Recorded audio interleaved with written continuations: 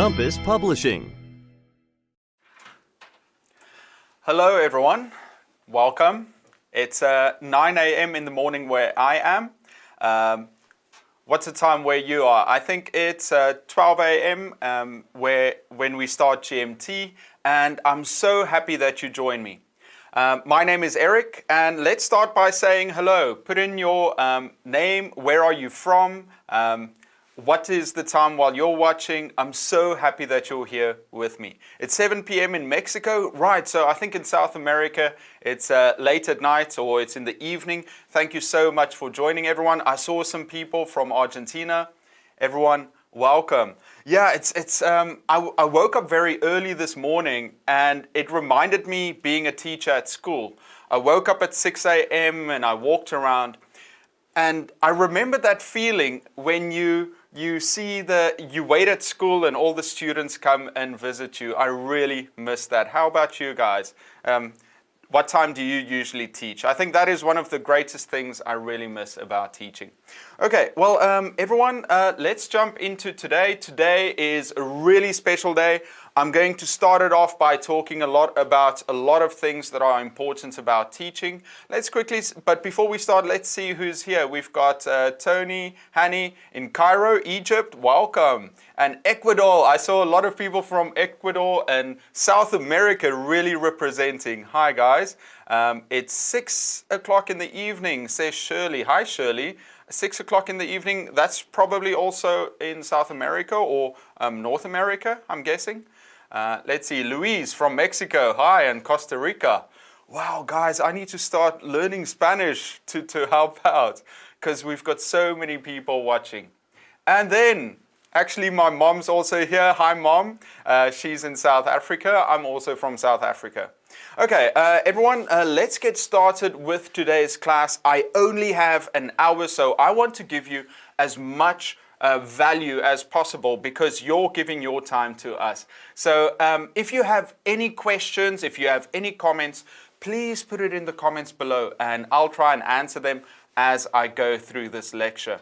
I've only got 1 hour, so I want to give as much content as possible. Okay, let's start and let's go to the PPT. Okay, yeah, Ray, God bless you, teacher. God bless all teachers, everyone, because, you know, this is a really important job that we have. Okay, now, I'm going to be talking about Blueprint, and it's for Compass Publishing. So today I'm going to do a quick introduction. I'm going to talk about the Blueprint series. It's a fantastic series that I believe can help a lot of teachers and a lot of students. I'm going to be giving a lot of teaching tips because, you know, there are so many things I think we as teachers, we know, but we should talk about to actually ingrain it in our minds. And also I'm going to do a ClassBox demonstration, a fantastic website that you can use, and also Big Box, which is for students. So probably about 20 minutes for Blueprint, 20 minutes for the demonstration, and 20 minutes for Big Box. Victor, good to see you. Okay, is everyone ready? Okay, let's jump into it. So first, an introduction. Who's this guy? This is me. My name is Eric Wesh. I've been a teacher for almost 15 years. I know it's difficult to believe, but it's true. I'm also a YouTuber. I've got an educational YouTube channel called Etiquette, and I'm also a Compass Publishing speaker. And while I talk and share some ideas that I have about teaching, I really value your input. So if you've got something to share with the group, put it in the comments below. Now, let's start with some value because I think it's very important to share the most important things first. Today I want to talk about the 4 parts of teaching, and it all has to do with engagement. If you remember one word from today, I want you to remember engagement. Engagement is how you as the teacher actually engage the students and the attention they give you. And I want to share how you can increase the engagement of your students. So this is very important. What do you think about engagement? When you hear it, I want you to think, this is how I reach my learners.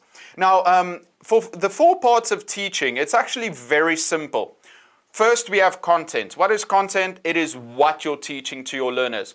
And I think to really get engagement from your students, you should connect it to their personal lives. Because you know what? How do we learn? We learn by making connections, especially if it's relevant to our own lives.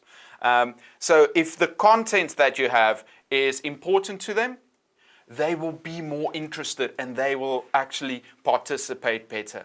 And you might say, Eric, I'm teaching a book. How do I make the content relevant to them? Well, take that content that you have and then base it on their lives. Anything that they're interested in, anything that is important to them. And by the way, guys, if I'm speaking too quick, just tell me, Eric, slow down. Because I get kind of excited and there's so much I want to cover. So if I'm going too fast, just say, Eric, calm down, and I'll go over it again. Okay, so number 1, content. Very important. Number 2, instruction. Now, this is where experience comes in, and where you as a teacher, you're standing in front of your students and you're teaching them. And your instruction has to be something that's very engaging. So I'm going to talk about how you as a teacher can connect with your students. How do you speak? How do you explain the material? This is very important about the instruction. You know, as teachers, you know, we're not just giving knowledge. We have to give knowledge in a way that reaches the students. Because if you do it in a boring way, 2 teachers can have the exact same content, but if one isn't engaging in their delivery and talking with the students, asking them questions, and getting feedback from the students as they're going, you're going to have much different results. And I'm sure you understand that. Yeah, do you guys agree? Then, number 3, practice. This is how you get the students to practice the content that you have. Practice in English learning, practice is very important, and many teachers make the mistake of not focusing on the activities and the practice that the students get. I believe as a teacher, you should try and do you shouldn't speak as much. You should try and get the students to talk more during class with activities. So I'm going to share some ideas on how you can get the students to practice. Now, one very important thing, I said this before, let the students practice real life situations, because if it's real to them, they will feel invested in practicing and improving their skills. Be it speaking, reading, writing, you have to make it real to them. Yeah, is everybody still okay? Then, finally, assessment. This is where we check if the students understand, and we have to make sure assessment is fair and it's focused on the goals. Because if students do a test or they have some kind of assignment, but they don't feel invested in it, they don't feel like it's valuable, they're not going to care and they're not going to try as hard as they should. So you have to be clear in your instruction of the assessments, you have to be fair, and it should be focused on goals. Okay, guys, that's what I'm going to be talking about today. I'm going to share some more about that, but first, let's jump into this fantastic series called Blueprint. You can look at these books, how colorful they are. They've got some cities on here. We've got Blueprint 1. What city is that? Is that Rome? Oh, okay. The second one, I think that's New York. I'm guessing this is Japan. Look at this. Is this, I'm not going to, this is South America. I'm not sure where. Maybe you guys can tell me which country do you think number 4 is from? Number 5, number 6. This is Korea. I can see the Seoul Tower over there. And then we've got Big Ben. Oh, by the way, did you see they're actually restructuring Big Ben? There's a massive development going on. Big Ben is actually the clock. It's not the tower.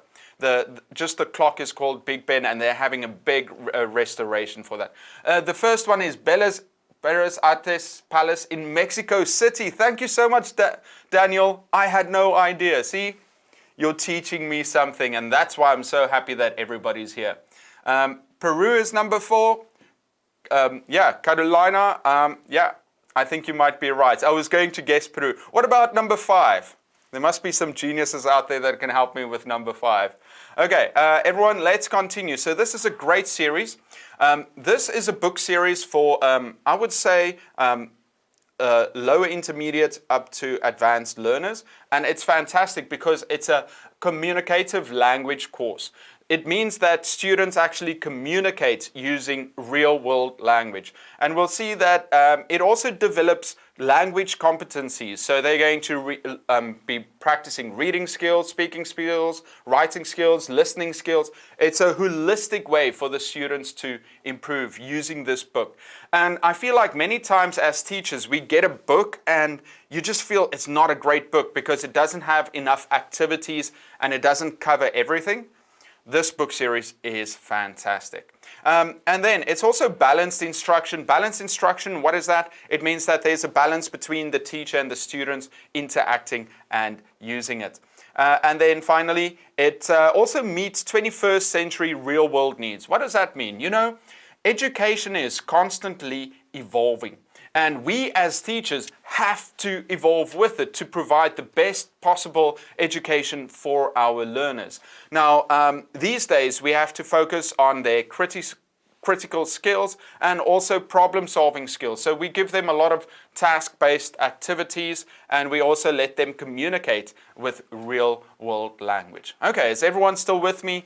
I know I'm going quickly, I know, but there's so much I want to talk about. Okay, if we look at this book series, I'm going to show you some more of it, but you can see that it covers the CEFR, the Common European Framework. That's how we classify a lot of the language learners. A1, which is your beginner, and it goes straight through, so book 2, book 3, 4, 5, 6, 7, all the way up to C1, which is advanced. This is a great series. You can see that there are 8 units, and for each unit there are 5 lessons in each one. It would work out to almost 7 to 10 hours a week. It's also got a student book. So you've got the workbook that you do in class with the students, and if you want them to go home and work some more, because you know a lot of students want to practice, and we can give them the student book. So you can see the workbook and the student book. There's so much for them to do, and I think it's very valuable work. Instead of just being busy work, it's work that's valuable. You can see here for the student book there are 10 pages and then 2-page reviews for each unit, and then also quarterly tests. And the workbook has 5 pages, 2 review and 2 tests. Really useful. Okay, now like I said, it's based on the curriculum. The 4-strand approach I will talk about. They get to practice real life topics, and I think the vocabulary is also very useful. If we look at this is what you will see as a teacher. You've got 1 unit, and it's very simple. This is the book 1. So what's your name? I'm the teacher. Titles, where you from, and saying goodbye. There are 5 units. There are 8 units and 5 lessons for each unit. Okay. Very important, it gives you all the basic grammar that you have to teach as a teacher too. I think the most difficult thing as a teacher is knowing exactly what should be next for your students. But if you have a good book series to work from, that will really help you. Yes, should be student-centered classes. Yamelin, very important. You know, whatever we're doing as teachers, you know, we will get more out of our students if we focus it on their needs. I think that's very important. It's okay, Louise says, keep the pace. I'll go. This is not a marathon. This is a sprint for me to get through everything. Now, I want to quickly show you a walkthrough. So I said before that each unit has 5 lessons, and it focuses on, I think it's, what is it, Pole Nation's 4 strands of language learning. He says, okay, you should have meaning-focused input. You know, that's what you're teaching the students. Output, what they get out, the practice they have. It should focus on language learning, and you should also work at developing their fluency. And the only way they can improve their fluency is by practicing. Then, this is what it looks like. And I want to show you what I would do as a teacher if I were teaching this. So we've got our first lesson. We say, what's your name? And then we can see, I'll usually ask my students, what do you see in this picture? The students will see, I see many people. What are they doing? They're shaking hands. These days, it's a no-no. But you say, okay, so they're basically meeting. And then you go through this conversation. At this level, students can usually read very well. Many language learners, they might be shy when they have to speak or answer, but if they can read, it's a very simple skill. So I usually get my students, I say, Jimmy, Sally, can you two quickly read this for me? And they read it, and I can ask them some questions. Immediately afterwards, I will say, okay, everyone, with a partner, read it one time. And then you can also get them to start using their own experiences. You say, okay, but I want you to change the names in here, and I want you to, you can change the names. So let them supplement and change the names inside to make it useful for themselves. So that way you take the content there is and you change it to suit your learners. Once they're done, I usually pick one pair to just practice it for us. Okay, so it says here, it models conversation and authentic text. Because sometimes you get books where they don't give you real conversations, but this is a great conversation, especially if you get the units to put it in. Real life models. Louise said it, and Soy, good model. Yeah, very good. Now, I'm very excited because I'm going to talk a little bit about engagement before we continue. Now, like I said, the key word for today is engagement. How do you engage your students? How do you engage your audience?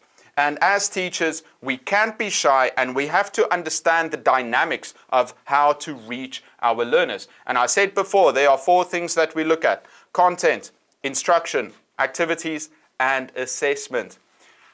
I know you're teachers, you know what I'm talking about, you've heard it a million times, but I believe it is super important to go over these things and to talk about it again. I know you guys agree. Let's continue. So content. When you have content, I said it before, make sure that it's useful to your students. Whatever you're teaching them, before you teach them, think, is this content useful to my students? Will they find it interesting or enjoyable? Because if they enjoy it, they want to learn more about it if it's relevant to them. And then you want to make it emotional. Focus on the emotions. Do you like it? Do you enjoy it? Do you hate it? You know, how does it make you feel? And if you can connect the content to some kind of emotion or experience, it will be more valuable to your students. So that's what I said at number 4, connect it to their real lives. Whatever they're doing, ask the students, what is your opinion about this content? How does it affect you? And then once they practice, try and let them practice, a role play or something that is important to them. Okay, so that's content. Instruction. This is you. How do you talk to everyone? So first, communicative. You have to have a conversation with them. Ask them questions, get answers back. Be animated. Show your emotions, because if you're just going to stand there and speak like this, no one's going to enjoy it. So smile, talk, frown, make eye contact with your students so that they know that this is important to you. It should be important to them too. Have an emphasis on skills, so always be checking on them. How is their reading improving, their writing, their speaking? Focus on those skills. And build authentic material. How do we do that? The authentic material comes if it's from the students' lives, or if it's something on the news, if it's something that you can make relevant to them that's happening in their lives. Okay, activities. Next one. Man, I'm going so fast. Guys, if you have any questions, put it in the comments below. I know I'm going quickly. I'm like the Flash. Now, activities. Let's do it. What kind of activities can you do for the students? Okay, Louise says, if you impact your students' emotional brain, your teachings will stay with them forever. Yeah, I mean, you've felt it too. Some of the lessons that you've learned as a child, because it had that emotional impact. Some things you remember forever because there was some connection that you made to your emotional brain. Yeah, take it easy, Robert. Okay, Robert. Yeah, I think, Stephanie, maybe you need to watch the recording and maybe slow me down by 50%. Robert, I'll take it slow. Now, what activities can you do with the students to improve their skills? Conversations with each other in groups. problem-based. Give them a task or a problem. We also say it's project-based learning where you give them a task to do. Role plays. How do they practice with each other? Yeah, Stephanie, there will be a recording. Once this is finished, it will be uploaded. Role plays. Let them role play things because sometimes students are very shy. But if you can get them to be a character, they're not playing as themselves, there's someone different. That's why it's so fun doing activities. Interviews. Let them do interviews because we have to get our students ready for jobs or just normal interviews. Another fun one is information gap, when you take away information and they have to find the correct ones. It's like a puzzle. And then finally, surveys. Surveys is probably my favorite activity. Basically, you give the students a list of questions. They have to walk around the room and interview and talk with different students. I love this because it allows the students to interact with each other freely. So it says there, hello to all the teachers and Compass Publishing team. Okay, well, thank you. And really nice to enjoy. Let them create. Laura, hi. Okay, everybody still good? Last one, assessment. Very important. This is how we check understanding. So encourage your students to understand the work, not just to do it because it's there. Create a connection between the assessment that they're doing and the work that they've done before. Feedback. When you give feedback, focus on improvement, focus on being positive and, uplifting the students, because if you are negative and breaking them down all the time, they won't enjoy your classes and they don't want to learn. And then help the students set goals and help them reach those goals. So at the start of the semester, tell them, okay, this is what I want you to achieve. And then for every lesson, tell the students at the start of the lesson, at the end of the class, I want you to be able to do this. And then at the end of the class, ask them about it. Formative. This is great. Laura says they really enjoy it when we let them create. Yes, if we actually allow the students to create something, they will enjoy it. Okay, everyone, I'm going back to the book quickly. This is the Blueprint series. It's a fantastic series. I really enjoy it. Check it out from Compass Publishing.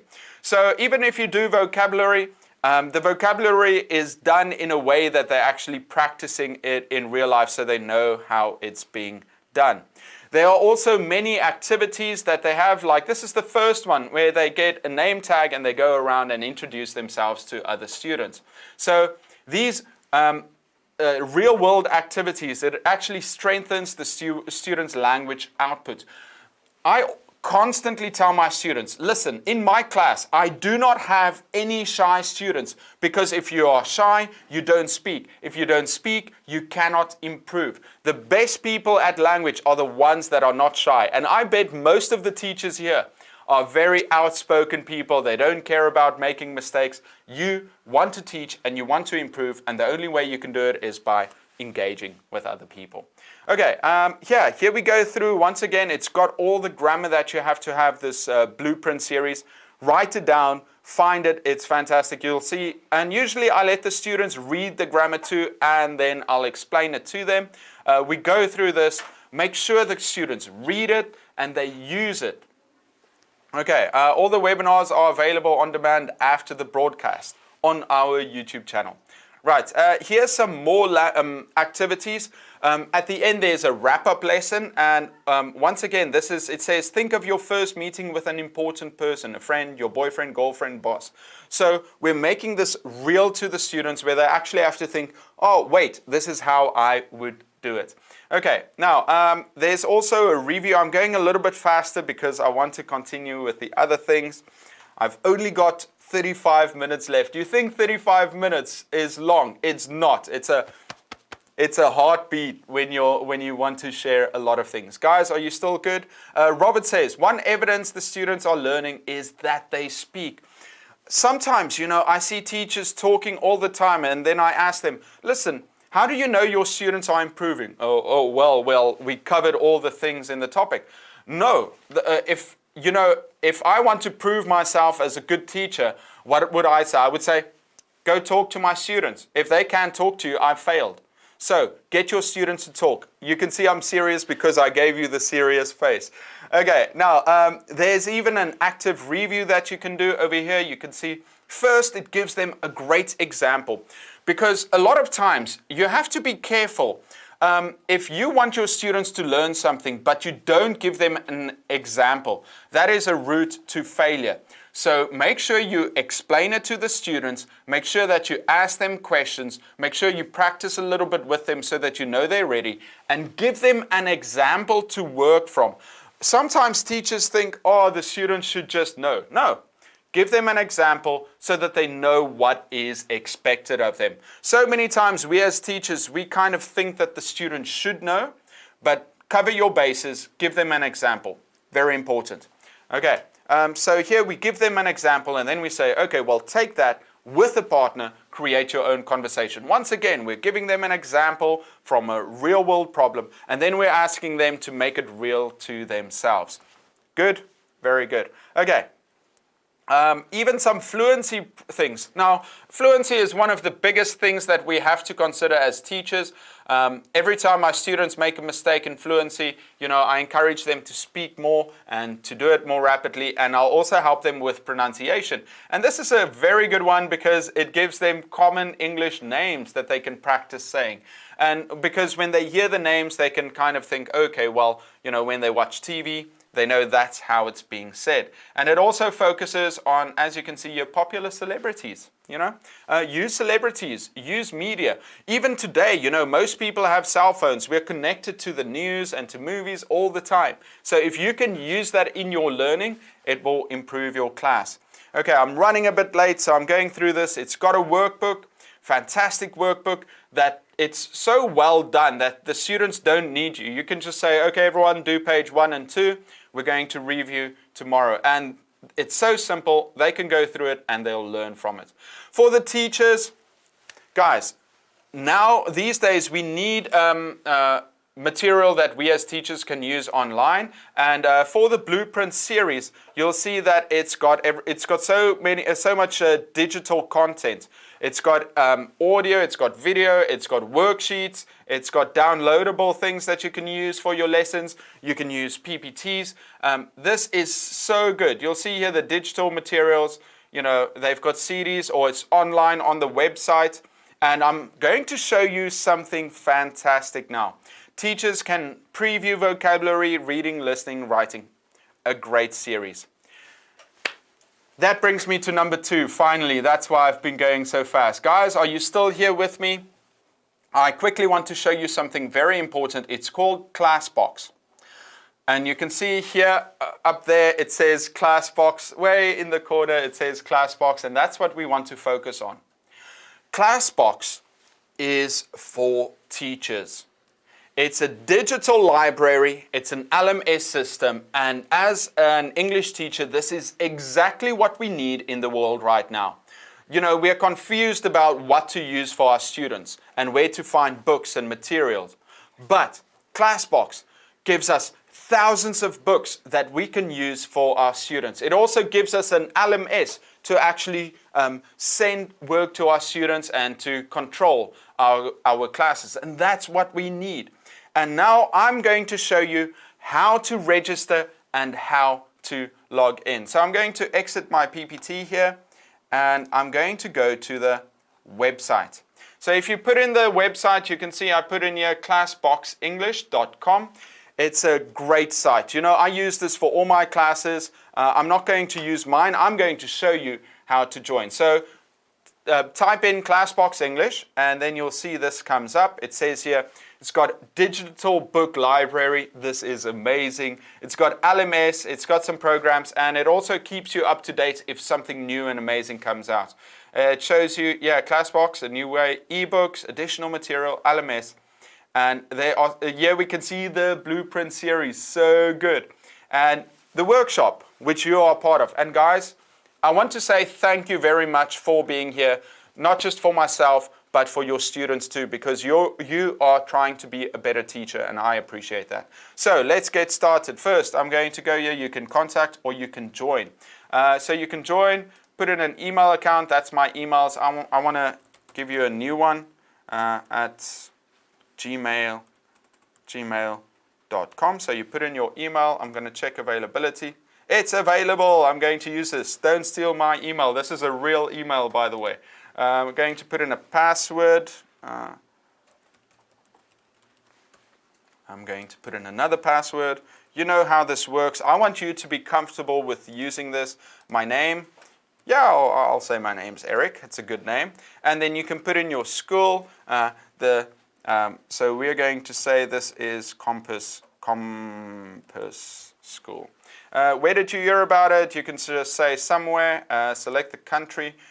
So I'm going to say Korea, Republic of Korea. Everybody look away. This is my phone number. And then I have agreed. Don't send me a message. Or if you do, make it a nice one. Okay, and then you go and you say done. Do you want to sign into ClassBox? Yes. Okay, now it gives us 33 days. 33 days. Guys, if you log in right now, if you use this, you're going to get 30 days to actually test it out. All the material you need, your LMS to actually use it. So that is great. So now you've got 30 days to try it out. So I've got 30 days left. I'm going to activate it. I'm going to say, okay, let's activate it. When you go to activate, you'll see now it takes you into ClassBox. It's got the digital book, LMS, the programs, what's new. And then if you want to activate it, if you have a company, if you have a school, and your school buys the ClassBox access, then you will get an access code from your administrator. Or subscription, you can buy a subscription. It's so simple to log in. I'm going to go to subscription. And for the hundreds and hundreds of books and material that you get, and for the connection, it's a 1-year license is only $90. Imagine that. That's like less than $9 a month that you're paying for hundreds of books that you can use for your students. It says there access to hundreds of streaming textbooks. It's got an ELT program for adults. You can download worksheets, quizzes, tests. You know, as teachers, we're always stressing about, oh, I need to get more resources, some worksheets for these books. Well, for ClassBox, they're going to make some more, and they are also going to be quizzes and tests. So that you as a teacher, you don't have to worry about anything. You just go into your classroom, you put on the big screen, you say, okay guys, let's go through this lesson. You print out some worksheets, you say, do it, and that takes so much pressure off of teachers, and I know that you want this. Renee, nice to see you. Yeah, Renee, really nice. Renee is one of my favorite viewers, one of a really smart teacher. So yeah, it's only a 1-year license, but I'm going to show you all the books you get. I'm going to proceed to payment. Very easy. You put in your credit card details. It's just $90, and you get all of this. Now I'm going to show you what you get. So I want to show you the digital books. Look at this, Reading Future. So first it's got all the bookshelves, the course books, phonics, reading, writing, speaking, listening. Whatever you feel your students need, you can find it here. All the books, the levels. We go down. TOEIC. I know a lot of students need to prepare. Phonics, if you have younger students. This super easy reading book is a great series for elementary students. I can highly. Big Show, it's more fun. It's very colorful. So let me just check if it's going to go in. I don't want to translate. Okay, so look at this. Right, so this is Reading Future. It's all about technology. So if you have students that want to get into this, Maria, hi, good to see you. Yes, Sonia, you need to pay. It's only $90 for a year. You can also do it if you're working for a school and you need this. If you've got many teachers, let them contact Compass Publishing. So there is the link. Compass Publishing put it in for us. It is so great. Look at this. I went into the book. It's got downloads. It's got MP3s to listen to. You as a teacher now, it takes out all the difficulty. Look, it's got the books that you can go through for your students. So ClassBox is for the teacher. And if you want to print things out, if you want to teach them with an overhead projector, even now, with online teaching, I do a lot of online teaching, so I need online material that I can use for my teachers. Guys, it's so good. Some info on the books. You can see the series, what it's all about. It's so good. Do you guys agree? Is this something that you're interested in? As a teacher, I'm always worried about where can I find material. This is where it's at, ClassBox. You're not going to worry about anything anymore. Yeah, next, I want to show you about the LMS. Sorry, let me just go back and refresh. If it does that, you just refresh it quickly. I think it's because I need to log in on mine because I haven't really done it with this one. Let me quickly go and register with I think I need to go in with my page. Let me quickly log out and go in with mine because it's a little bit different. Log in. That's my email. You can send me an email. That's fine. Okay, my page, activate, LMS. Okay, here we go. So this is what the LMS looks like. Now, most of you are probably used to LMS by now because we have to use it. We're not using books anymore. So Victor says, if you are a Compass book user, this can be free for you. Guys, very good. Daniel, fantastic. Okay, so you go into the LMS here and you see you can create a class. If you've got many teachers that you use, you can add your teachers and you can add your students. So let's go here to class. I'm going to create a new class. This class is going to be the Compass May class.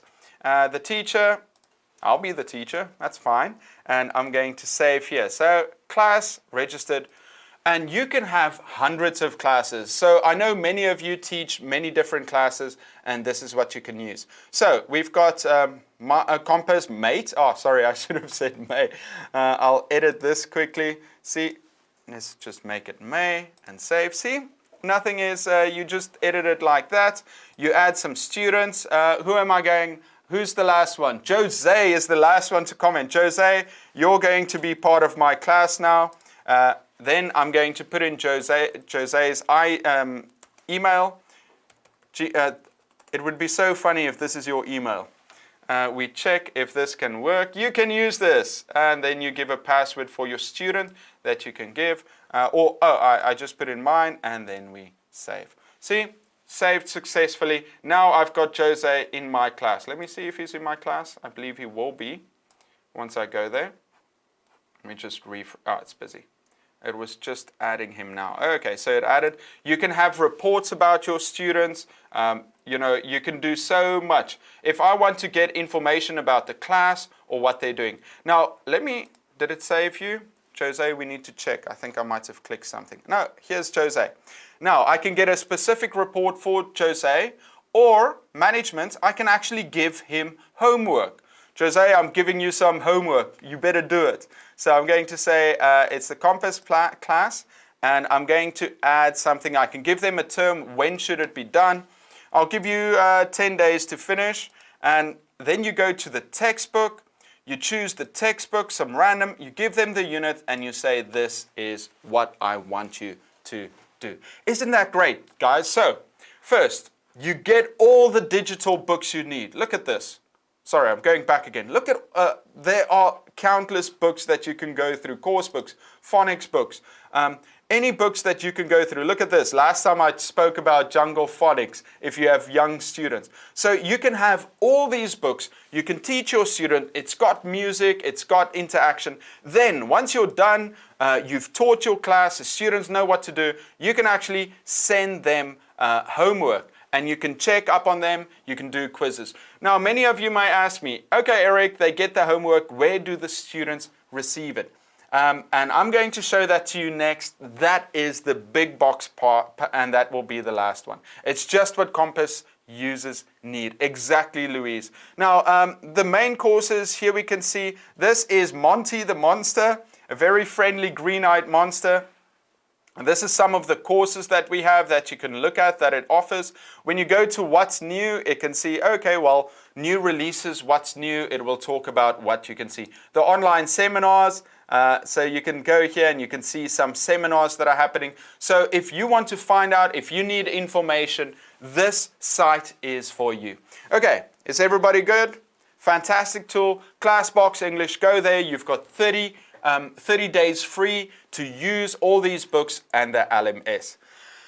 Wow, okay, I think we're doing well. Guys, if you have any questions, if you want to talk about this, let me know. I'm just so happy that I can share this with you because I think it's so valuable. How are you guys doing? I'm so excited for today.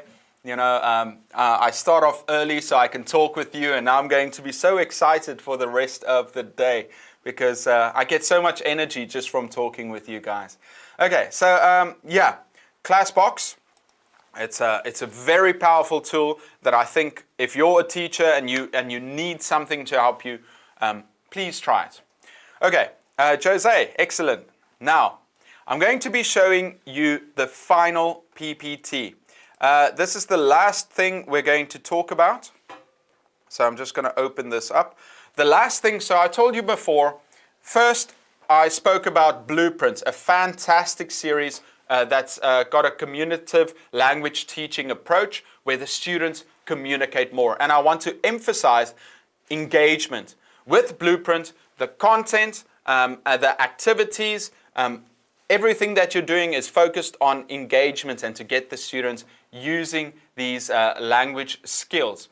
Then, number 2, I spoke about ClassBox, which is a website that you can use with a digital library of books so that you as the teacher never have to worry about, oh, what do I have to do with my students? Where can I find material?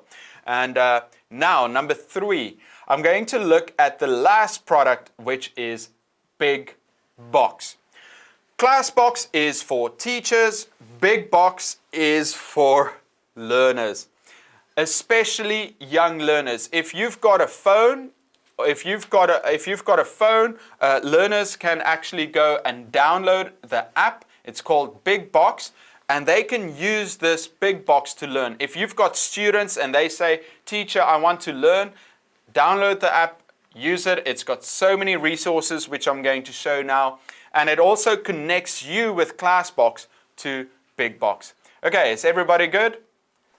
Let's go to, oh, by the way, so ClassBox, what is it? It's a teacher tool. It's got an LMS. It's got a streaming digital library, interactive ebooks, and it's blended learning with Big Box. Now I'm going to show you Big Box. Here we can see Monty. It's a fun way to learn English, especially if you've got young learners. I'm saying, you know, aged 4 to maybe 12.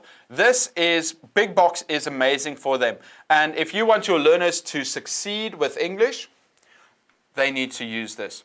So when you go into Big Box, first, it's like a game. So students love it. It's colorful. It's like a game. You create an avatar for them. So I've got Eric here, a very handsome young man here.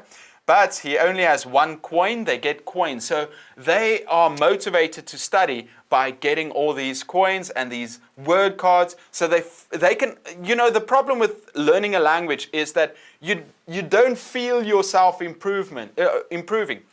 But with this, the students are learning. They're having fun and they can feel themselves growing and learning, and they can feel that way. So Elsa, if it says that your email is wrong, yeah, just try maybe a different email or the same one. Sometimes there are some issues with that, but just try maybe a different one. Sometimes for me, if it was registered as something else, maybe it will be difficult. So if you have another email, try that too. But here at Big Box, so the student makes an avatar and then they can start. And if you have multiple students or kids using it, they can use different avatars. And this is the first page they see. You will hear some music playing. Here we have Monty. And man, so many English resources. If I was a child learning this, you know, I'd have so much fun because we want our students to read. We want them to watch material we don't want them to watch boring material. We want them to watch something that will help them learn. And you have Big Box TV. You have some video over here where they can watch video, and it's got some English lessons. They've got a quiz show. So it's a fun game that they can play. If you can sit and play, if you've got kids doing this, there's Expression Forest where they practice speaking and learning expressions. We've got Reading Oceans, Class Booster, and so many books and videos. The students don't know what to do. And down here, quests. We don't talk about homework, we talk about quests. You can see if they attend, you can send them mail and notice. So as a teacher from ClassBox, you can send this to them. Now let me show this to you. If you click on Big Box TV, the students are lying at home, they just want to have fun and relax. You open it up and look at this. It shows you all these stories that they can see. Look at this. This has got some Marvel, Spider-Man, Iron Man. It's got Thomas the Tank Engine, some Minions. Oh, look at all these fantastic things they get. They don't need to use YouTube. On YouTube, they've got ads playing and so many things. This shows them Pororo, all these great characters. The kids will be entertained for ages. And I just want to go back so you can see this was the TV. And then if you go to Expression Forest, it will show Monty here, and he will say, I will teach you some new magic, some new words, and the students will actually have to repeat words after him. And every time they repeat a word, they're learning. Rose, thank you for this information. Rose, it's a pleasure. That's why I'm here. You know what? As a young teacher, when I first started, there were so many things that I was stressed about, Not only were you very new to teaching, but you had to worry about all the content. And all I'm doing now is I'm sharing these fantastic resources that I wish I had as a teacher. Karen, hi. Yeah, Yamelin, so good. So imagine as a kid, you see this color, there's some game shows, and then it's also got lots of graded readers and books. And this is maybe my favorite thing. The one thing we as teachers know for a fact is that learners need to read more. And I remember as a teacher, one of the rules I had in my class was if we finish our work, the rule is that you have to have a book and take out. But, it was kind of sad because, some of the kids, maybe they couldn't go to a library or they couldn't afford books. So I started this mini library. I asked parents to donate books, and I had this mini library in my class. But so many students, they would take books, and there just wasn't enough. And when I found this big box, I would just tell my students, listen, guys, once you finish the class, go onto Big Box and read. And they just get lost in these books. It's so good.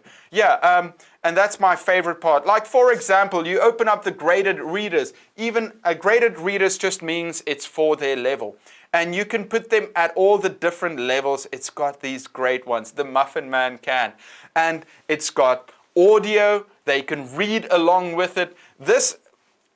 We should actually be afraid as teachers, because once students get into this, they'll be like, why do I even need a teacher when I've got this fantastic material? There's even some games you can play. So the student, they read the book, they listen to the book, they can see the animation, and then they also get to play games to practice the skills. It's so good. Look at this. Word flashes, word matches, unscrambling. Listen and repeat. Because the most important thing, like we said before, is students need to practice their skills. We have to watch out, guys. This is so good. I get so excited because I can imagine as a teacher, I'm teaching in class, we're doing the lesson. After the lesson, the teacher, instead of the kids playing or teasing each other, imagine all your kids just going through these books or learning from it. And at home, they're going to get so excited, they're going to be trying even more. Yeah, Laura, fantastic tools. Look at this, Grammar Planet. They're learning about grammar. Compass Publishing has done an amazing job at giving us everything that we want as teachers. Now, I told you before, the great thing for students also is that they feel like they're improving, but they're also getting points, and they can use these points to improve their avatar. So they can get dresses, they can get haircuts, they can get accessories. The students are improving. Guys, that's what we're here for as teachers, and I'm so excited to share this with you because I know how difficult it is to get the right material. I know how difficult it is to get the students engaged. But Compass Publishing has done an amazing job giving us the ClassBox for teachers to actually teach our students. And it's done an amazing job for students to learn with Big Box because they're going to learn so much. And so I'm I'm so happy just to be talking about this because, you know, I really believe in it. And yeah, that brings me almost to my end. I want to say thank you so much for watching me. I know I just ramble on and it goes very quick. So I want to end with you, if you've got any questions, you know, let's talk a little bit, because the reason I went so quick is so that I can talk with you for a little bit, and now I can calm down because I reached the end. Yeah, everyone, what did you think about today? Is there anything that you want to discuss, anything that you want to say before we leave? Yeah, I just want to say, you know, as teachers, we have an opportunity to engage our students, and by engaging them, we are also improving. Yeah, Elsa, you guys, what is something that you want to do this week? What is important to you? Nicholas, can we see this video again? Yes, you can. Once this video is done, you can watch it again. And Nicholas, thank you for coming. Don't worry about it. Louise asked, when will Big Box be available for PC? Yes, it will. They are busy with it. Actually, this is the one I've been using for PC. It was so much fun I was using it, but it will come out soon. Yeah, Nicholas, thank you. Robert says, thanks for sharing this information.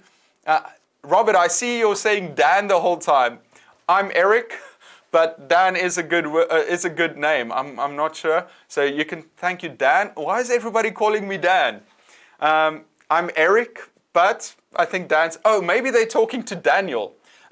Is Big Box free? I think the students have to register for it to get in. I think you can download it. I'm not 100% is available on PC. Oh, Compass Publishing says, yes, it's available on PC. So look in the App Store perhaps. Maybe Compass Publishing can tell me, you know, how much is it for the students? I'm not too sure about that. Renee, thank you so much for joining. And Stephanie, thank you enough with capital letters. Yeah, no, you know, I'm rambling, so I just hope it's there. So if Compass says, yeah, all the webinars are finished. Guys, by the way, what would you like to learn about next time? Because, you know, this is a great chance for me. Jose, Eric, yeah. Just great. What would you like to see more of? Because, you know, for me, this is a great chance to actually interact with you. What are some pain points that you have? My pain point is that I look very red on camera, like a tomato. But what is something that you would like to see more of? Because in the future, I will focus on that. Is there something you would like to see more? Yeah, because I'm constantly working on new material on my YouTube channel, Execute. I try and put out videos about what you need. Daniel, you're a very good teacher and speaker. Thank you, Daniel. I'm working at it, teaching English to distance learning. Victor, very important. Right now, on my YouTube channel, I focus a lot on distance learning, how to teach remotely, especially with Zoom, and gamification. Carolina, I'm sorry if I say it wrong.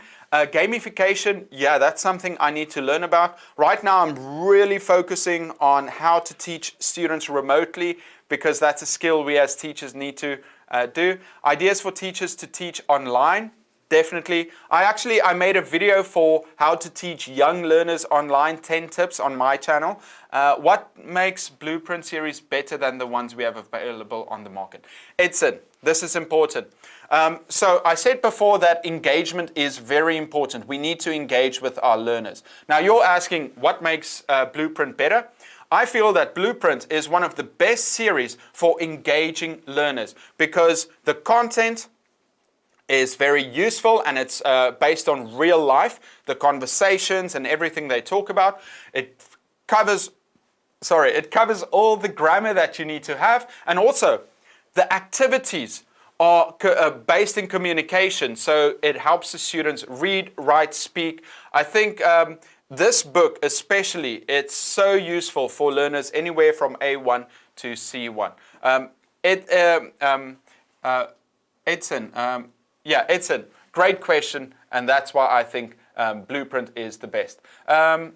Asomadini, can you create a group on WhatsApp? I haven't done it because, I don't really use WhatsApp that often. I'm not sure if Compass has one for WhatsApp. We'll discuss it and think about it. Yeah, guys, the next session is going to start. It's my great colleague, John. He's going to start next. Please watch him. He's where I just ramble and, sometimes I don't make sense. I feel like he's one of the best speakers to explain things in a very intelligent way. And he always gives great content. Robert says, ideas on how to deal with large groups online would be perfect. Can I tell you guys a secret? I'm going to tell you a secret. Don't tell anyone else. I'm planning a special video on how to teach 100 students at the same time. So maybe in the next 2 weeks, I will bring that out. And obviously, I'm also going to share some ideas on how I make it possible. Robert, great question. Mom, thank you. My mom's there. Korean drama fan talk with Pietri. That's my mom. Mom, thank you for watching. It's 2 a.m. in South Africa. Sleep well, and I'll send you a message somewhere later. Flora, my YouTube channel is called Etiquette. So take educate and put it backwards, and that's me. Carlos, thank you so much for joining. Everyone, I think I'm going to say goodbye now, but don't go away. John will be up next. Watch him. And I just want to say thank you. Have a good day, and see you next time.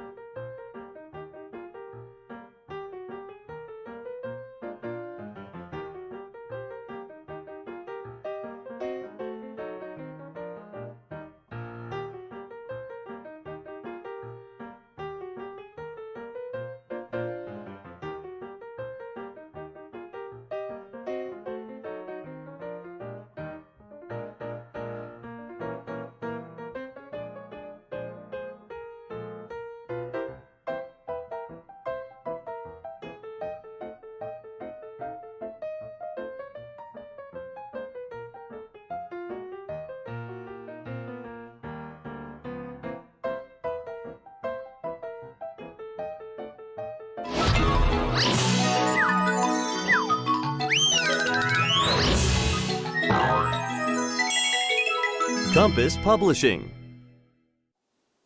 Hi everybody, thank you very much for waiting around, and I hope everybody enjoys the presentation. I hope you enjoyed the presentation from Eric, and we're going to spend about 45-50 minutes talking about the next topic, and I hope you get a lot out of it. I hope you enjoy it, and if you have any questions at any time during the presentation, you can always leave them in the comments section, and I will try to address them as we go. I'll also give you some time at the end of the presentation to ask questions as well. Anyway, let's do it. So my presentation today is about curiosity.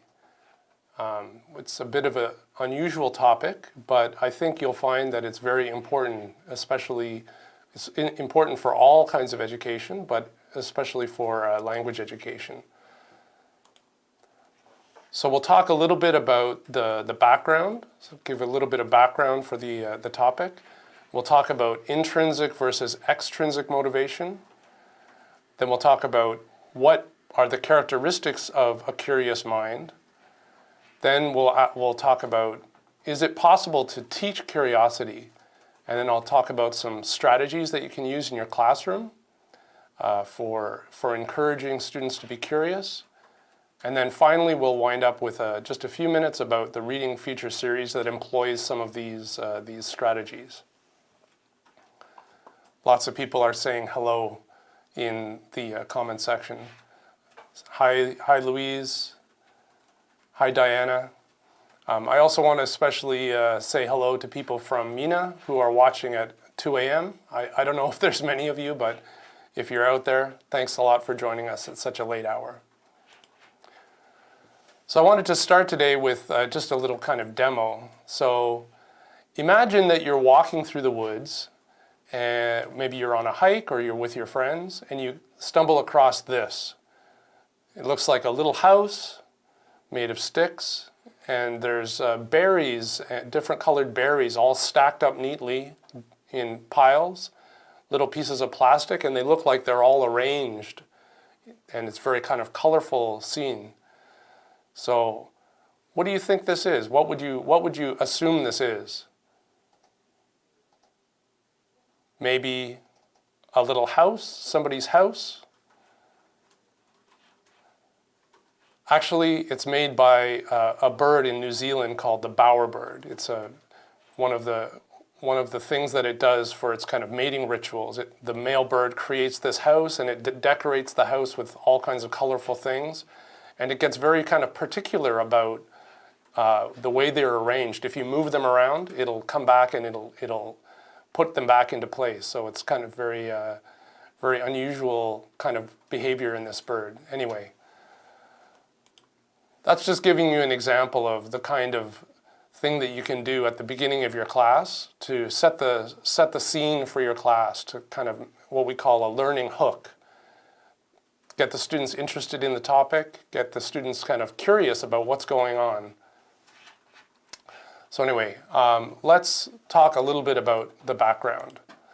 So one paradox that we find these days is that our students, more than any other students in history, they have unlimited information just literally right at their fingertips. They can open their phone, they can find out information on any topic they imagine.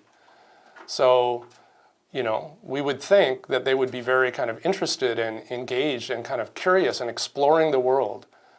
But probably, as you've seen with your students, a lot of them paradoxically, they seem to be very disengaged and bored. So why is this? This seems very paradoxical. So why are students not more engaged, especially in learning, now that they have all of these resources at their disposal, at their fingertips? Well, maybe it could be that, media, their video games or the videos that they watch, things that they have available to them that are not related to learning are very engaging and they kind of compete with learning. Or maybe they're too busy with their friends. There's a million things that could be pulling them away from learning. Unfortunately, I don't have the answers for this, but it's something to really think about. And it sets up a challenge for us as educators, right? We have to compete with these things that are distracting our students. So here's my big question. How can we instill an eagerness to learn in our students? This is what we want. We want students to be eager to learn. I'm sure many of you have seen, those of you who have been teaching for a number of years, you've seen this. The students who are eager to learn, who are really curious about things, are the ones that usually succeed. They have kind of a natural affinity to learning. So how can we give that to students as teachers? So we have to start by talking about intrinsic versus extrinsic motivation. So what is extrinsic motivation? Well, this is when we are driving behavior by offering some kind of external factor. It could be a reward, or it could be avoiding punishment. So there's some kind of external factor that's driving behavior. It can be something that's real, like money, or like a physical, tangible reward, or it could be something imagined, or it could be something just psychological, like praise from the teacher. So it could be things like grades, or approval from the teacher, or praise from the teacher, or it could be also avoiding negative feedback. So there's some kind of external factor that's making people do things, making the students do things. And it can be very effective. I don't want to give you the message that extrinsic motivation is not effective. It can be very effective. And we have lots of examples of this, even maybe in your families. Giving your children some allowance every week can get them to do chores around the house. It does work. But the important message I want to give you is that too much extrinsic motivation can decrease intrinsic motivation. And we have actually some studies that show this. There's a famous study from the 1970s by Lepper, Green, and Nesbitt. And what they did was they observed children coloring with markers.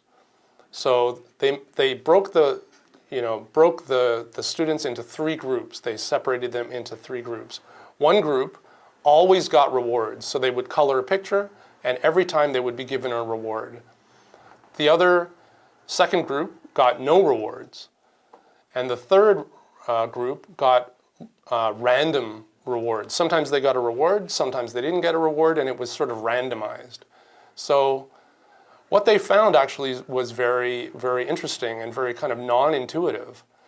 You would think that the students that always got a reward would really enjoy doing this activity, and they would be very motivated to do the activity. But that's actually not what they found. They found that students that got no reward or that got random rewards were much more likely to engage in the activity, to do the activity and to complete drawings, to do drawings and enjoy it right to the end. So this is very kind of surprising result. And what it shows is sometimes extrinsic motivation, extrinsic rewards are not effective. What's more effective is the enjoyment of the activity itself and intrinsic motivation. So what is intrinsic motivation? It means that the behavior is driven by some kind of internal factors. That means the person who's doing it finds it naturally satisfying. They just find satisfaction in doing the activity, and it's enjoyable for them, or maybe it's personally rewarding for them. My cousin goes bike riding. He bike rides for hundreds of kilometers a week, and I can never understand why he does this. To me, it sounds like something that would be very unenjoyable, but for him, it's personally rewarding, and I'm very curious about why. So maybe it's something like that, like it's naturally satisfying or interesting for the person, or the person could be looking for some kinds of opportunities to explore a topic or for learning. Some people do things just because they want to learn, or for actualizing their own potential. Maybe that's why my cousin rides his bike so much. He wants to see how fast he can go or how far he can go. So he's actualizing his potential.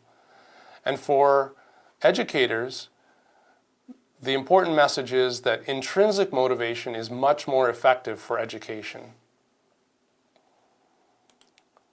Hi, Jacqueline and Laura. Thanks for joining us. So why is it important? Why is intrinsic motivation important?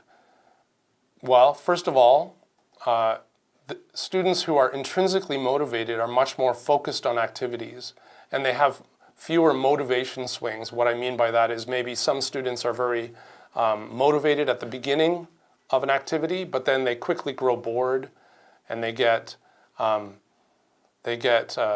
motivation goes down. They're not as interested in the activity. So with intrinsic motivation versus extrinsic motivation, that's much less likely to happen.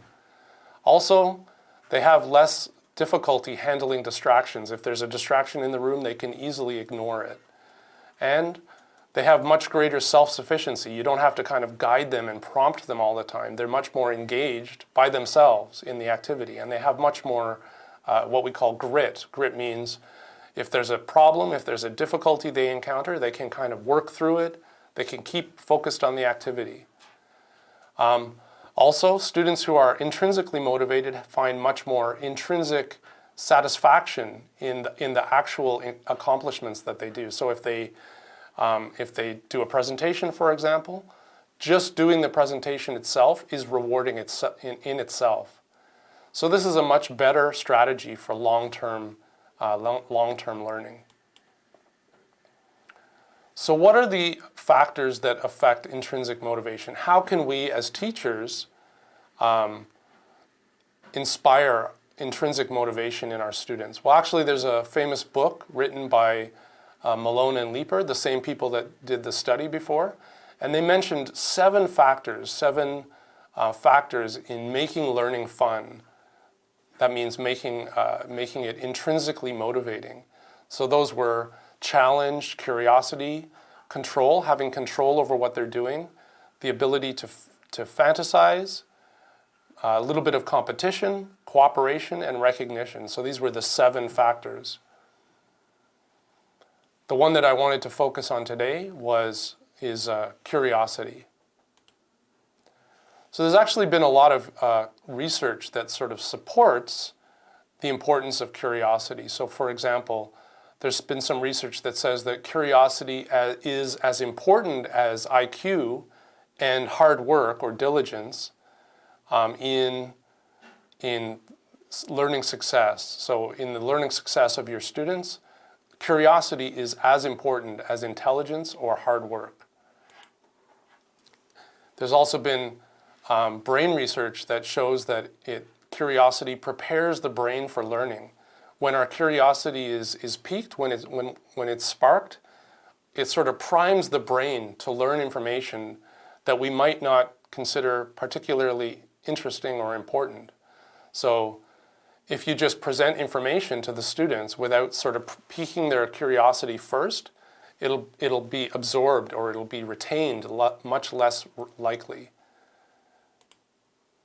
Also, curiosity makes learning rewarding. This is also brain research.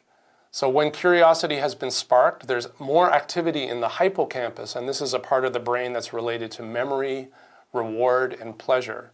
So curiosity, when curiosity is sparked, the brain chemistry is actually changing and making learning much more effective. Another reason curiosity is important is because it's in high demand as a 21st century skill. It's one of those character traits or character qualities that the employers are really looking for in job applicants. Why? Because curiosity drives innovation. Lots of companies are looking for new innovative ideas, and it's people who are very curious who make those innovations happen.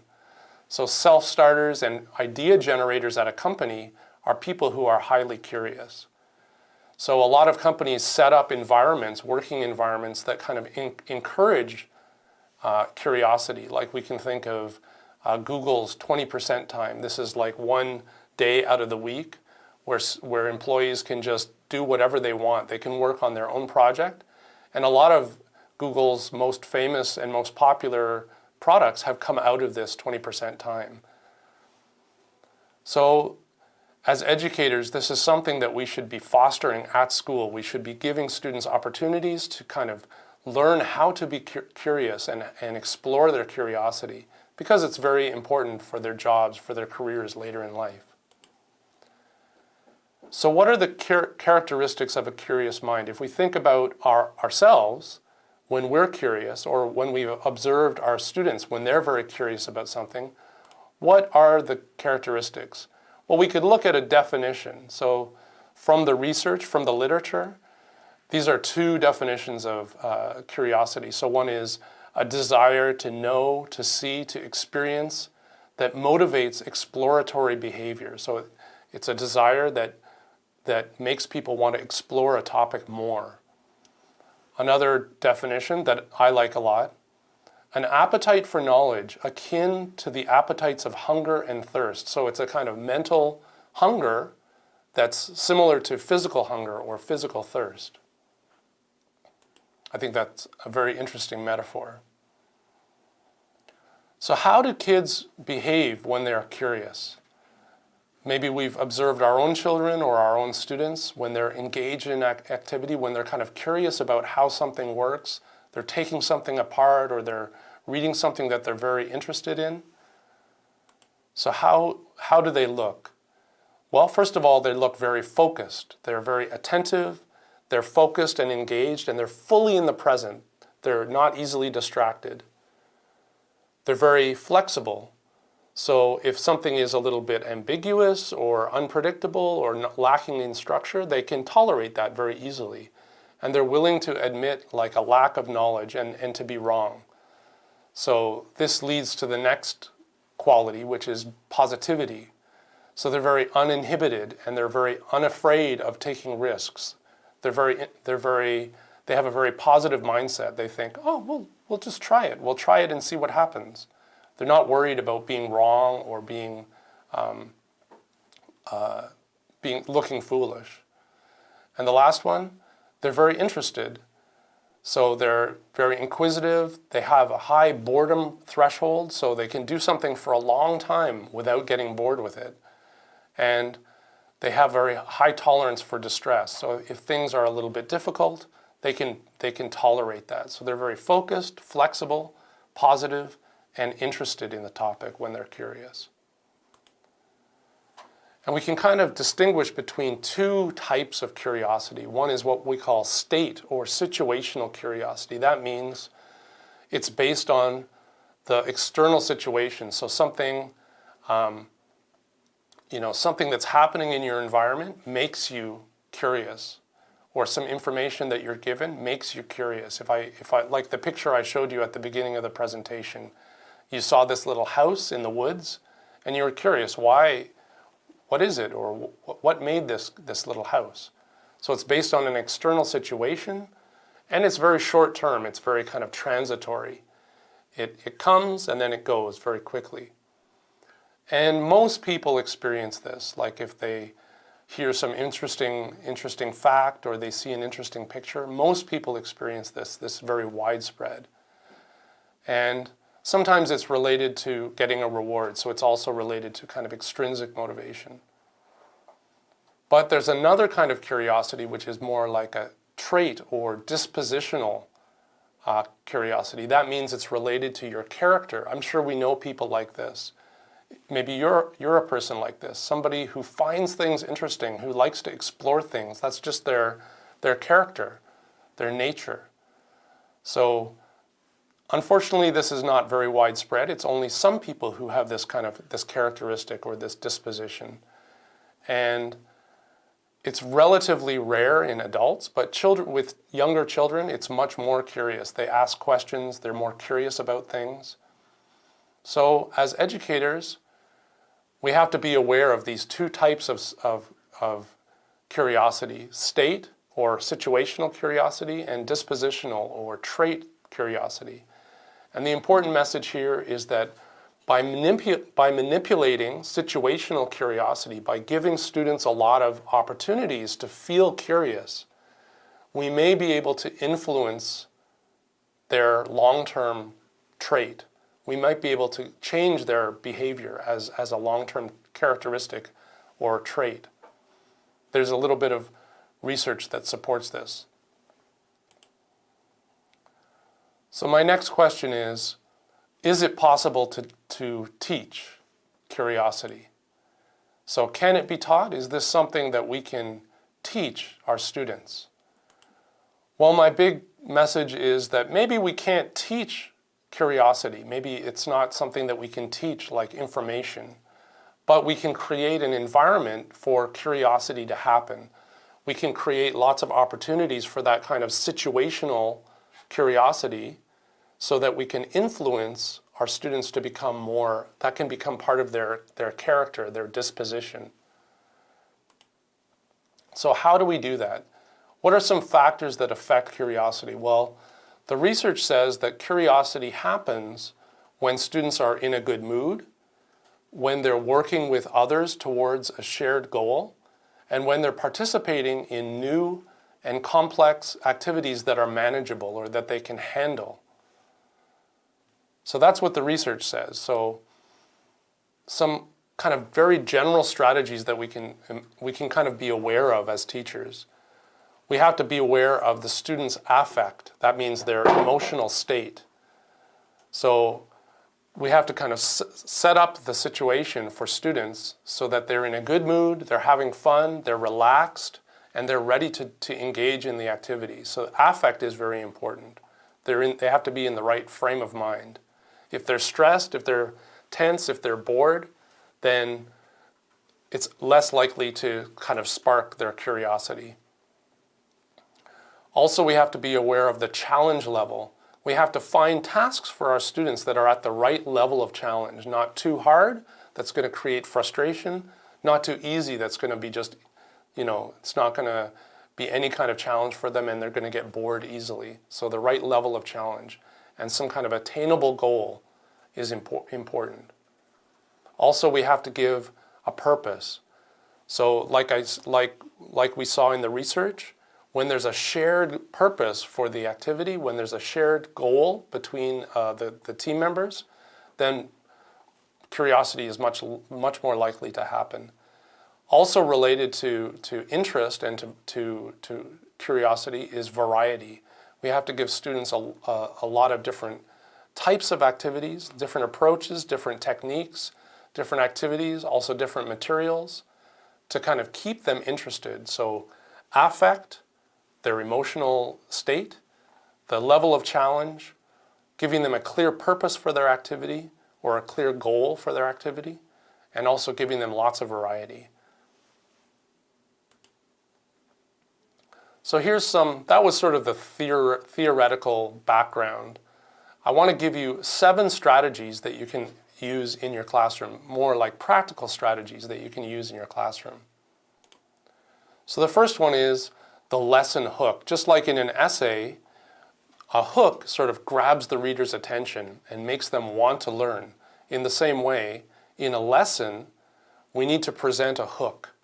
At the beginning of the lesson, something that students are going to, it's going to grab their attention and make them want to find out more. So it's sort of the using curiosity as the primary motivator for a lesson. Give them something to think about, give them something to be curious about, and then they're going to want to engage in the lesson. So start the class with something to get students curious. Something like maybe an unusual image. This is an example from one of our books. It's a stone that looks like it's been moving along the ground. So you can kind of present this to students, talk about it a little bit, get them to work in pairs and come up with an explanation. And this can kind of be a good lead-in, a good hook for your whole lesson. Or maybe you want to give them a thought-provoking question. Maybe you want to ask them a question. I wonder why this happens. Or I wonder how this kind of animal gets flies. Do you think snakes can climb trees? How does that happen? Maybe you can give them a list of keywords. This is something I do sometimes in my reading classes. I put a word cloud. We call them a word cloud. It's just a kind of group of words. Put the word cloud on the board and then just ask students, what do you think we're going to talk about today? And it makes them a little curious, especially if some of those words are unusual or they're kind of strange combination of words. Or maybe you want to give students a surprising statement or a surprising statistic, like, did you know? Or, give them some statistic that's quite unusual. This is going to pique their curiosity.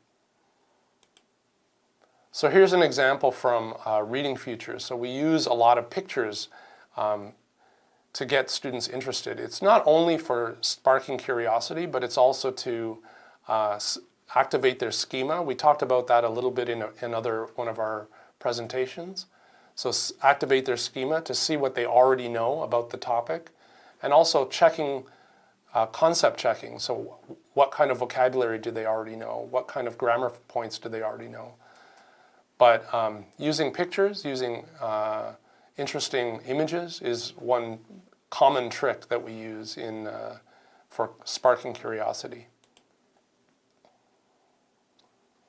So here's a little activity that you can use with your students that's along this line. That's kind of a type of lesson hook. You can do a picture reveal.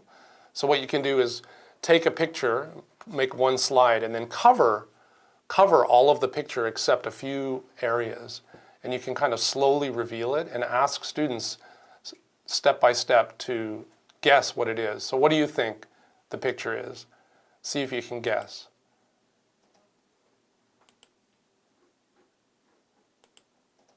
Have you guessed yet?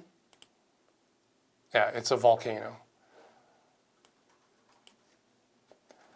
Okay, so we talked about one strategy being the lesson hook, giving them something interesting or unusual. To, Cecile said, it's a cloud. Yeah, cloud of volcanic ash.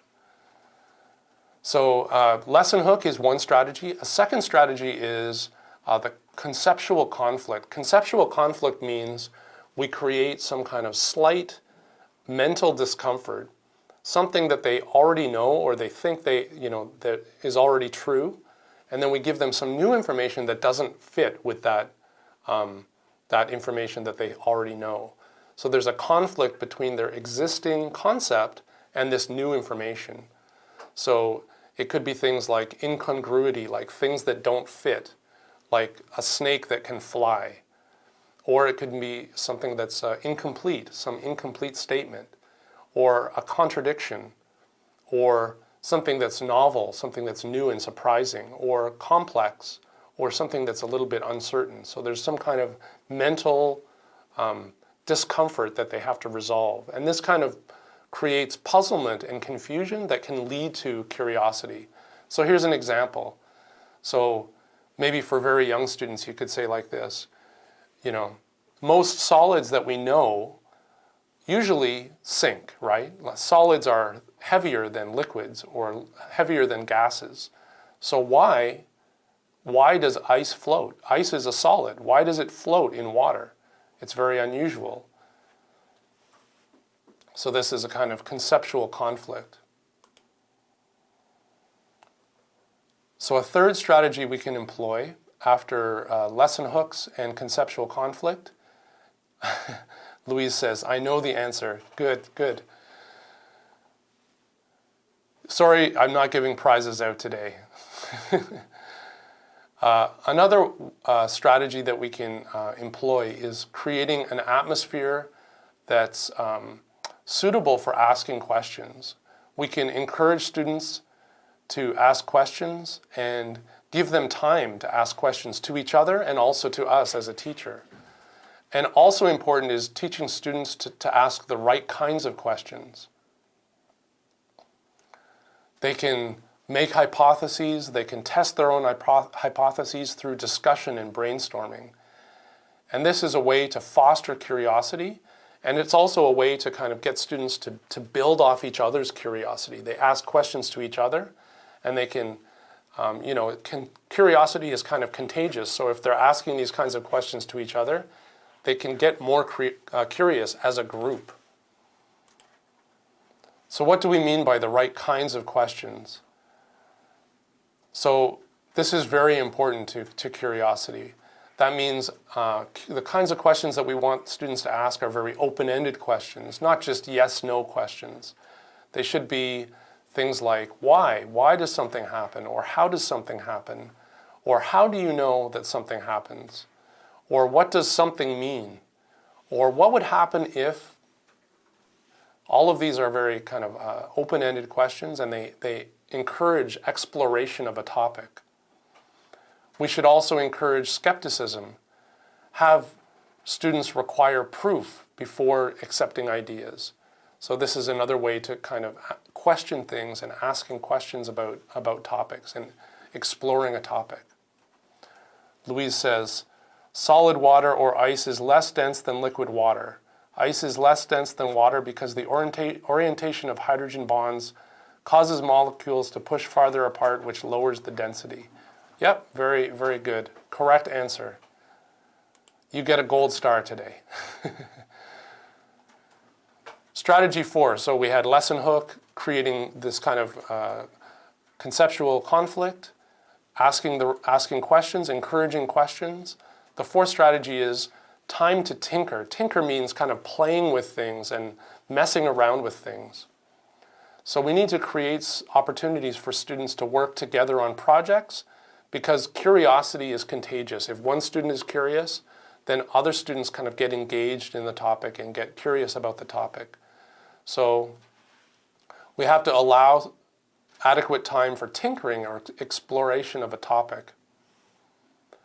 And if it's properly set up, if we set up the activities, the right kind of activities and the right kind of combinations of students, then students are going to persist until they find creative solutions to problems or to the tasks that we assign them.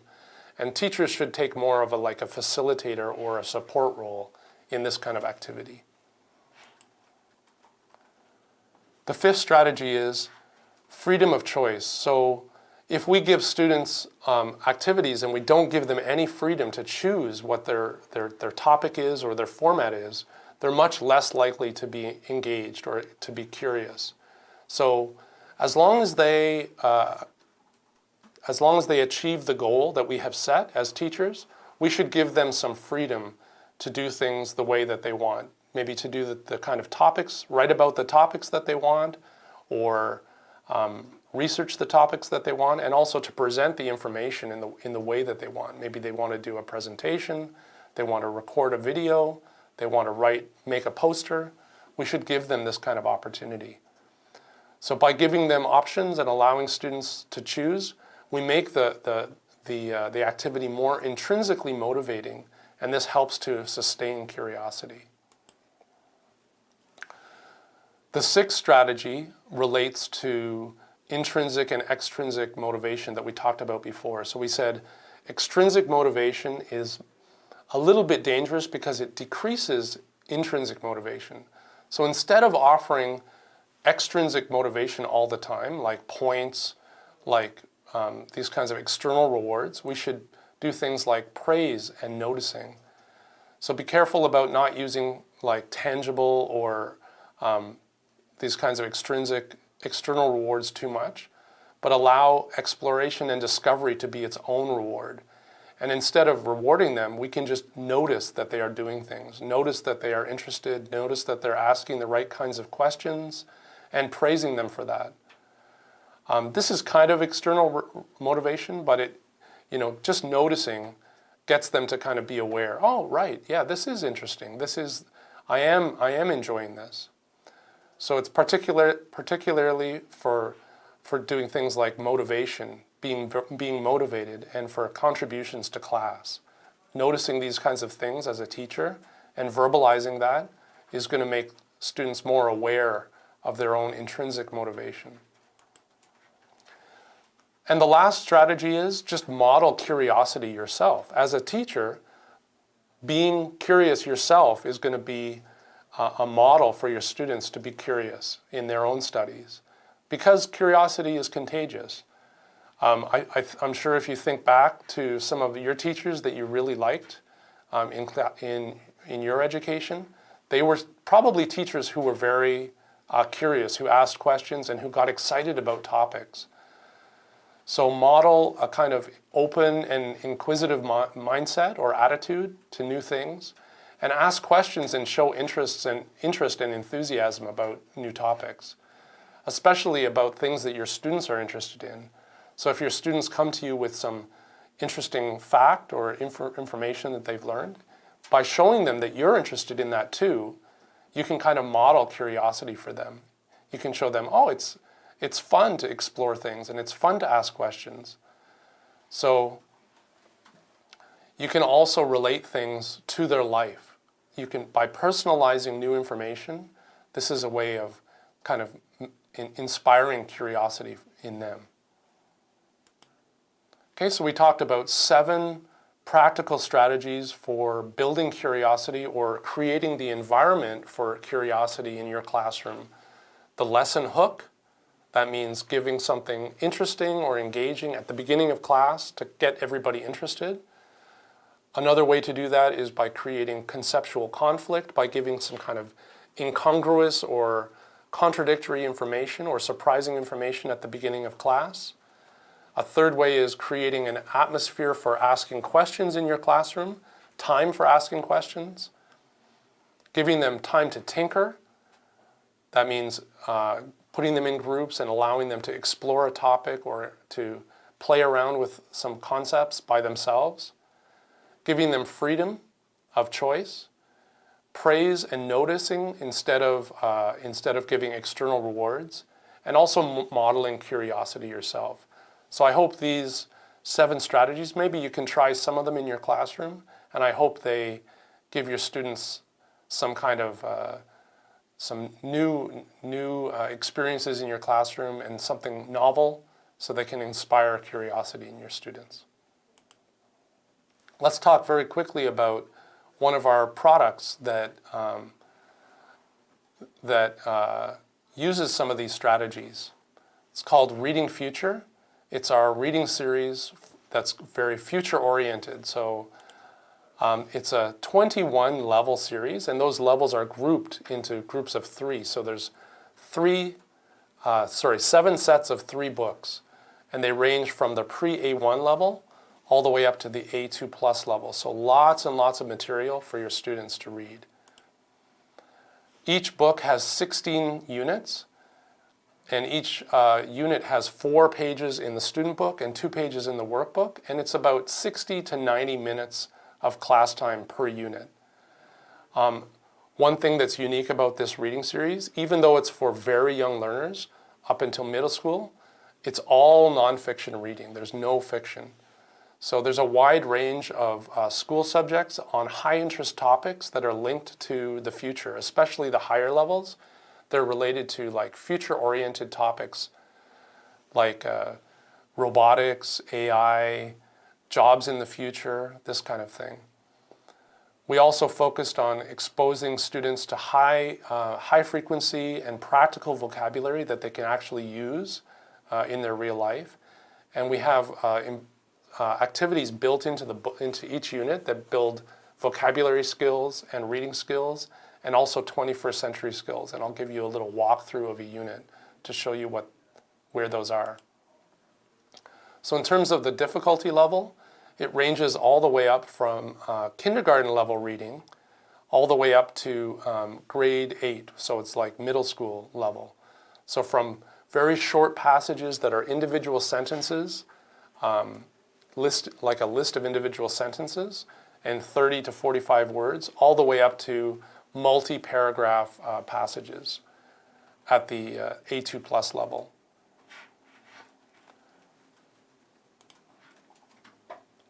So here's an example of the kind of difficulty level for the starter level. So as you can see, there's individual sentences. They're all related to the same topic, but they're individual sentences that are very easy for students to decode. This is sort of the intermediate level, so it's like 2 paragraphs, 2 little bit longer paragraphs. The vocabulary is still very easy and the concepts are easy, but more cohesion and more flow in the passage. And then this is the highest level. So multi-paragraphs, more complexity. Excuse me.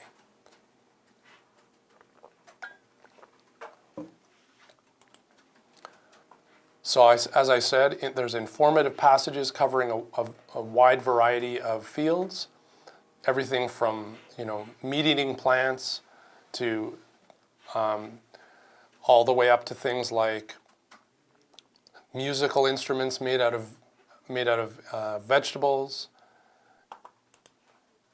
And we also include things like 21st century skills. So in every unit, there's a project at the end of the unit that is related to the same topic. So this builds things like creativity, critical thinking skills, communication, and collaboration skills. So each one has a focus skill out of the 21st century skills, and those are labeled right on the project. So you can see along the top of the project, there's little colored rectangles. Those are the indications of which skills are being targeted. And you can see at the lower level, these 21st century skills projects are very kind of cognitively appropriate for the level of the student. And at the higher levels, they get more complex, but we've kept them all very simple because they're intended for younger learners. Another nice feature is in the books, we use QR codes for the audio, so you can actually scan the QR code and get the audio right on your phone. I find this very, very convenient for teaching. So just a very quick walkthrough. So there's basically the units are divided into groups of 4, and those 4 units are all linked to the same topic. So for example, in this example, this is all about animals and science, biology basically. So we start that series of 4 units with a big 2-page illustration that you can talk about with your students. And there the academic objectives and some lead-in questions are listed. Then each unit starts again with an interesting picture, so getting them interested in the topic, and some warm-up questions. There's a little blurb, a little 2 or 3 sentences that are related to the topic and make them think about what they already know about the topic. And then some leading questions to kind of get them interested and build their schema. Then we teach vocabulary. There's the reading passage, and there's also some video links. So you can see the little red icon up here. So those are videos. You can actually download a list of all the videos, or if you're using our ClassBox platform to teach your class, you can actually click on those links and it'll it'll link directly to the video. Then you can see at the bottom of the page, at the bottom of the reading, we have the vocabulary skills corner and the reading skills corner. That's building things like understanding organizations and different kinds of organizations like pro and con or sequencing, main idea and details. And vocabulary skills focuses on things like understanding vocabulary from context, understanding pronoun reference, understanding like the parts of a word, the root, suffix, prefix. Then we have reading comprehension. Usually there's 2 questions for the lower levels and 3 questions for the higher levels, focusing on main idea and also some details. And then we get the students to use graphic organizers to understand the structure of the reading. Then we go back to the review of the vocabulary, and then there's the 21st Century Skills Project that they can that's linked to the same topic. Then in the workbook, we have, again, vocabulary check and some additional comprehension questions, and then a summary activity which helps them to use the vocabulary items within the context of a summary. And you can use that to, for higher level students, you can get them to use that as the basis for summarizing the topic verbally. We also have lots of different supplementary materials that are available for download from our homepage. You can go to compasspub.com/rf, or if you're using ClassBox, which is our teaching platform, you can actually click on the downloads link and you can get all of these directly on that platform. So things like the answer key for the workbook and the student book, all of the audio files, word lists, word tests, worksheets, tests for units and for midterm and final tests. All, like I said, the video links that you can use for showing before or during the reading, or also the syllabus and lesson plans. And the starter levels also have flashcards that you can download and print out. And there's also background information briefs. This is like a little 1-paragraph summary of the background information about the topic, so that you can look knowledgeable as a teacher, so you can answer questions that your students might have about the topic. So if you're interested in finding out more information about Reading Future, you can scan this QR code with your phone, and that's going to take you directly to the page on our website about Reading Future. You can also visit our webpage at compasspub.com/rf, and that's going to be the same link to our website.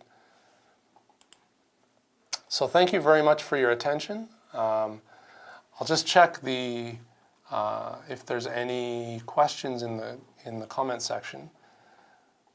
Nelson says, Mr. Edwards, for what student level are those 7 strategies best, for advanced or intermediate? I think for all levels, especially the lesson hook, I think even very young learners can get excited about learning something new when you just give them a picture, some unusual picture to talk about. But certainly for all levels, I think they're useful. For low intermediate students, I would use low intermediate and above. I would use things like asking questions or giving them time to explore the topic by themselves. They need the language skills to do that. So maybe from low intermediate level. But certainly some of them are applicable for everybody. Mario says, I liked your webinar. It was excellent. Thank you very much. Thank you for joining us, and I hope to see you again soon. So if there aren't any other questions, thanks everybody for joining us today for the presentation. I hope you found it interesting, and I hope to see you all again soon. Thank you.